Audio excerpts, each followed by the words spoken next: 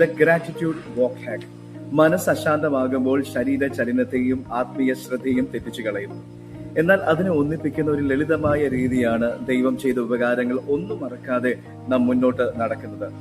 നമ്മുടെ ഭാരങ്ങൾക്കല്ല, ദൈവത്തിന്റെ അനുഗ്രഹങ്ങൾക്കാണ് നാം അധികം ശ്രദ്ധ നൽകേണ്ടത്. ടേക്ക് എ 5-minute വാക്ക്.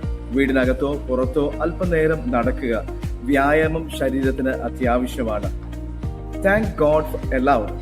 ലഭിച്ച സംരക്ഷണത്തിനും ഉത്തരം ലഭിച്ച പ്രാർത്ഥനകൾക്കും ഓരോന്നായി അതിനെ ഓർത്ത് നാം നടക്കുമ്പോൾ തന്നെ നന്ദി പറയുക. End the walk with pricing.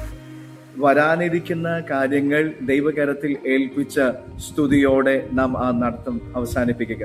വ്യായാമം ശരീരത്തിലെ സമ്മർദ്ദങ്ങളെ കുറയ്ക്കും. അത് നന്ദി നിറഞ്ഞ ഹൃദയത്തോടുള്ള ദൈവത്തോടെ സംഭാഷണം നിങ്ങളുടെ ആത്മാവിൽ ദൈവിക സമാധാനം നിറയ്ക്കും. നന്ദി പറയേണ്ട കാര്യങ്ങൾ ഒന്നുമില്ലല്ലോ എന്ന് തോന്നുമ്പോഴാണ് നാം ദൈവത്തെ അധികം സ്തുതിക്കേണ്ടത്. അപ്പോൾ നമ്മുടെ കാഴ്ചപ്പാടുകൾക്ക് മാറ്റം വരും. നന്ദി പറയുമ്പോൾ അന്തരീക്ഷം മാറും. വ്യായാമം ചെയ്യുമ്പോൾ നിങ്ങളുടെ ശരീരത്തിന് ആരോഗ്യം വർദ്ധിക്കും. ഇവ രണ്ടും ചേർന്നാൽ നിങ്ങളുടെ ഹൃദയത്തിലേക്ക് പ്രത്യാശയുടെ പുതിയ കിരണങ്ങൾ വേഗത്തിൽ വരും. Gratitude moves worry out of the way.